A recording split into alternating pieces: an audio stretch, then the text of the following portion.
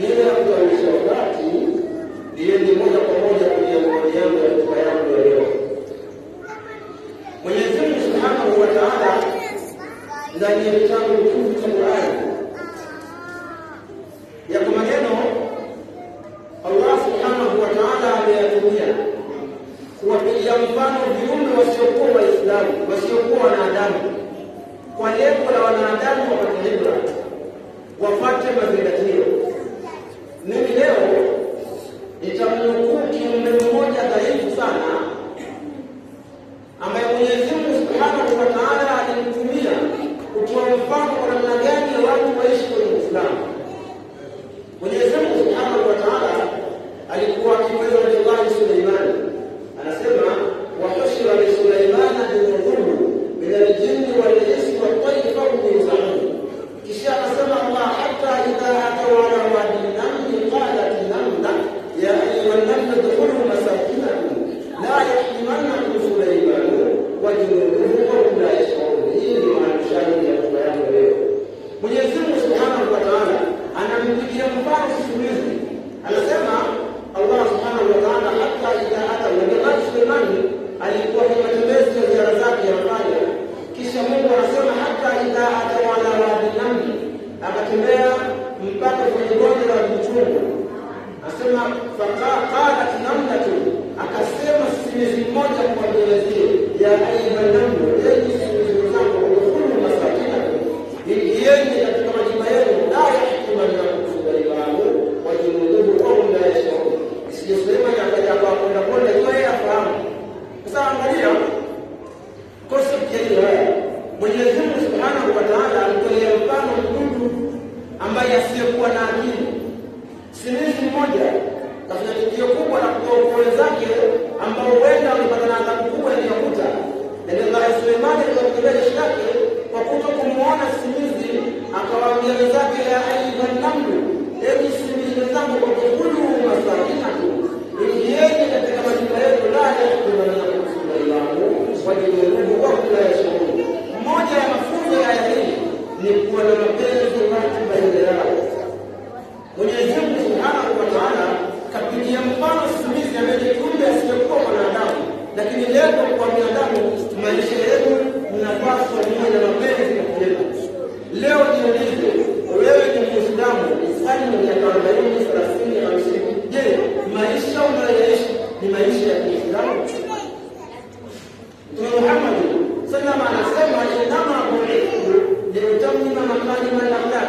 Muhammad nimekuja nimetumwa na Allah Subhanahu wa Ta'ala kutekeleza mikakati.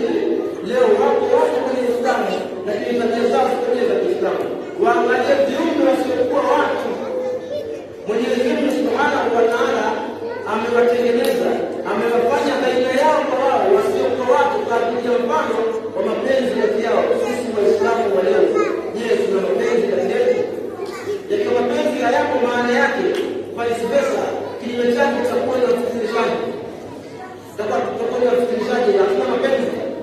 Kwa hiyo Waislamu, jambo la mwanzo ambalo wao ni kwa mapenzi baina yao. Maneno kama haya aliwahi kuyasema msomi mmoja wa Kimarekani, anaitwa George Bernard Shaw. Yeye ni mtunzi wa vitabu. Mmoja ya kitabu alichotunga ni Uislamu. Uislamu ndio wa kweli. Na mwaka 1935 anasema, if every religion had the chance to rule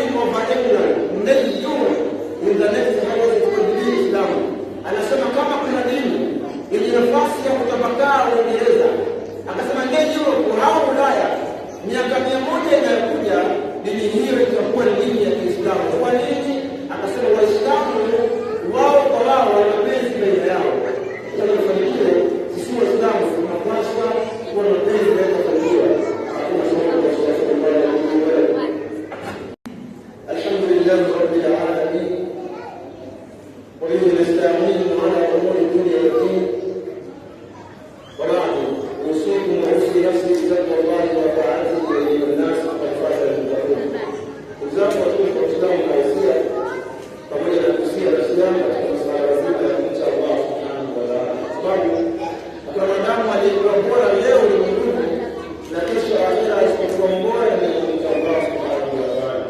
Hotuba yangu ya pili itakuwa ni hitimisho hotuba ya mwanzo yenye kuelezea mifano ambayo Allah subhanahu wa ta'ala ametumia kupitia kwa viumbe wasiokuwa Waislamu, lakini lengo na mazingatio ni Waislamu waishi mapenzi baina yao. Mtume Muhammad sallallahu alaihi wasallam anasema al-fitnatu naima la'ana Allahu man ayqadha, fitna siku zote imelala, amelaaniwa yule mwenye fitna. Maana yake ni kwamba tukiwa Waislamu ambao tuna mapenzi baina yetu tutakuwa sehemu ya fulani ya fitna kubwa ya yetu. Masahaba radhiyallahu anhum wale walipita sisi hapa, majina yao walikuwa makubwa ni kwa sababu waliishi kupendana. Uislamu wao ulikuwa mkubwa kwa sababu wao kwa wao walipendana, walihusika na kufahamu Uislamu. Mwenyezi Mungu Subhanahu wa Ta'ala katika hotuba yangu anasema laqad manna Allahu 'ala al-mu'minin, Mwenyezi Mungu aliwaneemesha waumini idh ba'atha fihim rasul, pale tu alipoletea mtume. Maana mtume ni neema, mtume amekuja kufundisha namna gani tunaishi kwa Uislamu.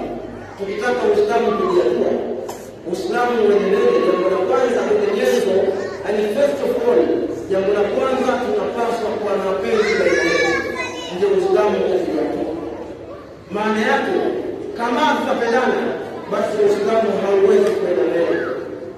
Kila mmoja anapaswa afahamu Mwenyezi Mungu Subhanahu wa Ta'ala ametupa kazi ya kumwabudu yeye.